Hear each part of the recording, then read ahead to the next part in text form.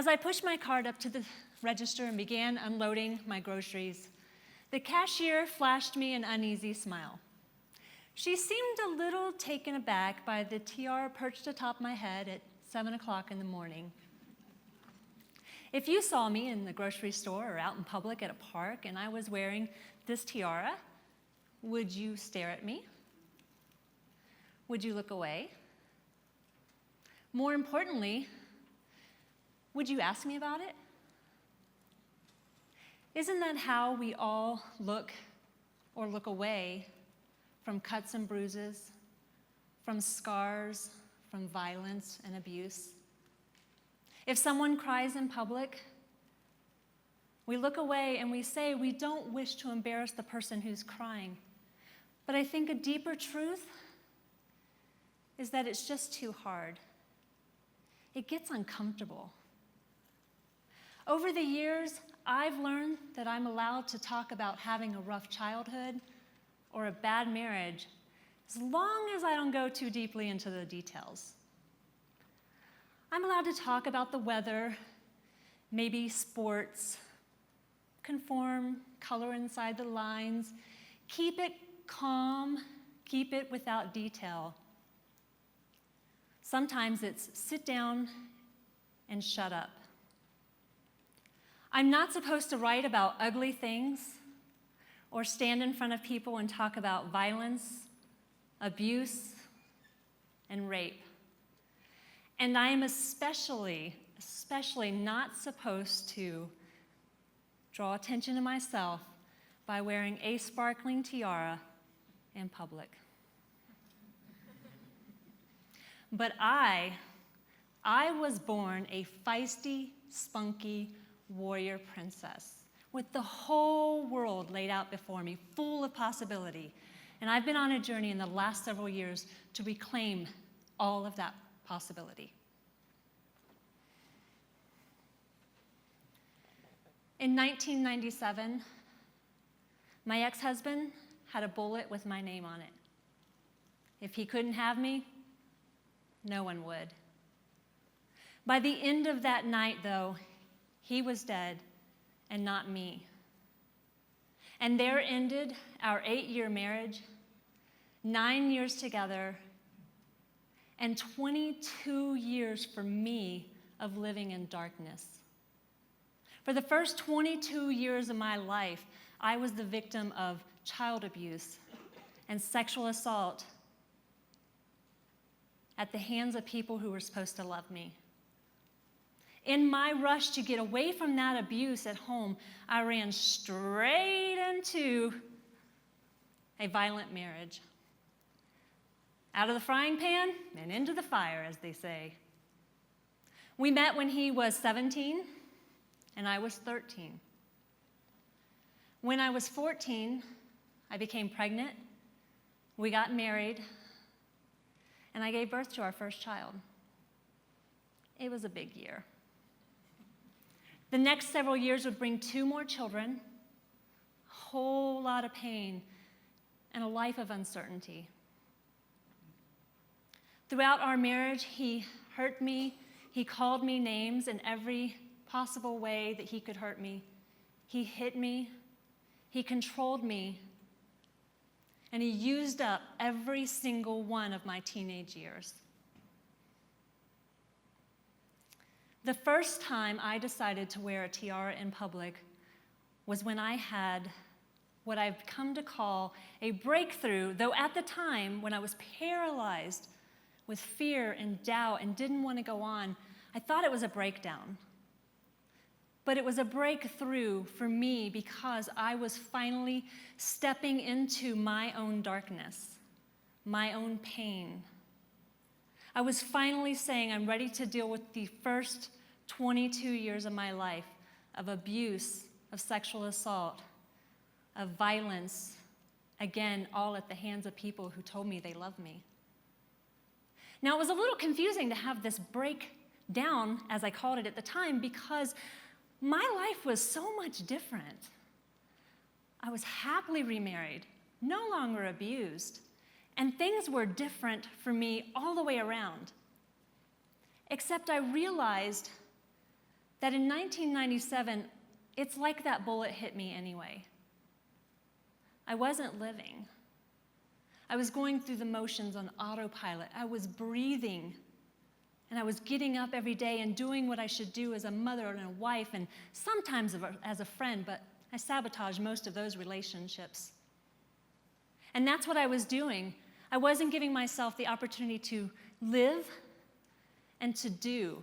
And yet I wanted to walk other people through their darkness, and I wasn't willing to face my own. So the tiara became this symbol of reclamation of self. Because as I was going through my counseling, I realized I was just trying to take back what others had taken from me. I wasn't changing. I wasn't going through counseling to change who I was. I was trying to reclaim everything everyone had tried to take from me. That's mine. I get to be me. This tiara became that symbol for me. And so I decided to wear it to the grocery store one day just to see what might happen if we engaged in an uncomfortable situation and an uncomfortable conversation. And what happened was people could either not stop staring, or they couldn't stop trying to not stare but keep looking at me. But no one asked me, "Why are you wearing a tiara at the grocery store?" And I thought about how uncomfortable it made people just to even make eye contact with me, and how that was just like all the times I had worn my pain physically with bruises or tears, when it looked like I couldn't keep it together because one wrong move just might bring the whole house down for me. I would get in trouble. People could not make eye contact with me. This tiara makes people uncomfortable. Talking about child abuse, sexual assault, rape, it makes people uncomfortable, and I get it. I absolutely get it. But here's the thing. We have to get uncomfortable. We have to get uncomfortable if we're going to step into somebody's darkness and say, "I'm here. I see you. I'm here for you." We have to get uncomfortable if we're going to say to someone, "I'm here to help you and I'm ready to walk this journey with you." We have to get uncomfortable if we're going to ask somebody how they're doing and then stay for the answer beyond "I'm fine."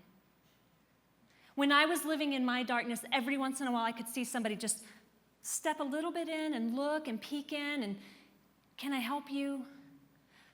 But when I wasn't willing to come out of the darkness easily, they would back away.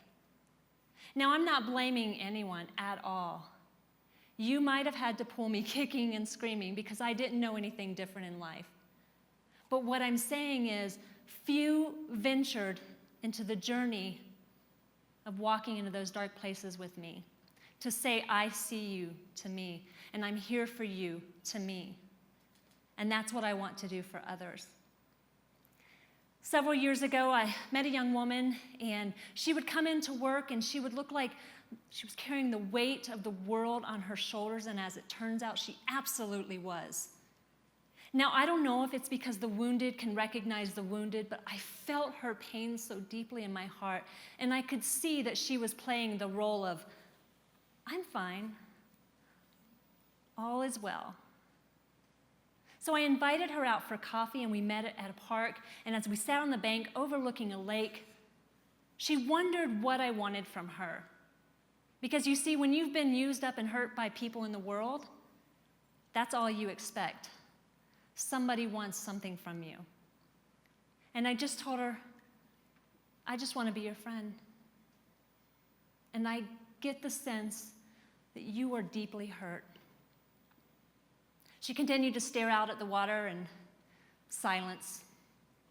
So I began to then share with her a little bit of my story. And I didn't get very far in when I looked over at her, and she was just bawling, tears just pouring down her face.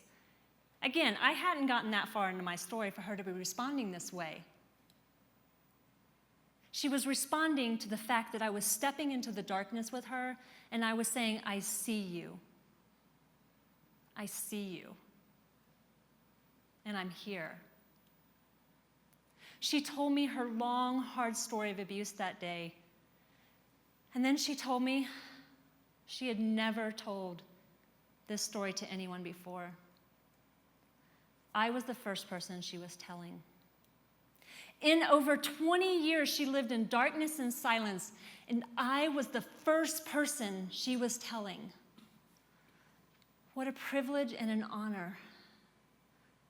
The darkness, the pain, abuse, assault, rape, it's all uncomfortable, but it will continue to live on when we don't step into the darkness and into those uncomfortable places. Pain, shame, and secrets, they live in the dark. Healing that we can all offer to others lives in the light. And when we can invite people to step out of that darkness and into that light, we can heal and we can help them heal. We can help them, whether it's 20 years or 20 minutes from the time they were hurt, we can help them begin their journey.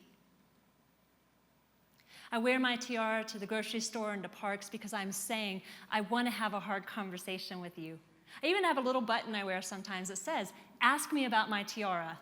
Because just wearing the tiara apparently was not enough for people to ask me about my tiara. So I gave them a little invitation. And often when I began actually explaining that I'm not here on my birthday, it's not my bachelorette party, when I began to explain the dark topic of domestic violence or child abuse or sexual assault, sometimes they're, oh, no thank you. No thank you. It's uncomfortable. I absolutely understand that. But sometimes I get me too. In fact, I get me too way more than I want. I would rather everyone tell me, oh no, I don't have experience with that at all. But unfortunately, I think these subjects touch everyone's lives in some way, and yet we're not talking about it. We're pushing it behind us, we're keeping it in the dark, and we're not willing to step into it and say, all right, this is hard, and I'm willing to do it. But here's the thing, we all have that power. We all have the power to wear our tiara or metaphorical tiara, or just to say to somebody, I see you, and I want to talk with you, and I don't know if I can help you the way that you need help, but I can walk with you while we find that help for you, and I'm willing to do that. I'm willing to stay and say, I'm here for you. Just around the corner, sadly, there is one more person who's in pain. Their hearts are broken, they're living in darkness. They've experienced pain that you can never understand. But just around the corner, there's you. There's you who can step into that darkness and say, I do see you, and I will walk this journey with you. I am here. I am here. I don't know if that would have changed anything if somebody had said that to me. But what I'm asking you today is to be passionate about someone. Where your mess is, that's where your message is. And I want you to go and be the light for someone. Be someone's lighthouse in darkness. On December 7th, 1997, my ex-husband wanted to take me out of this world. And for way too long, he succeeded. But I am right here. I am still here, and I am right here. And I will walk into the darkness with others. The day I began my healing, that deep digging into my soul healing was one of the hardest days of my life.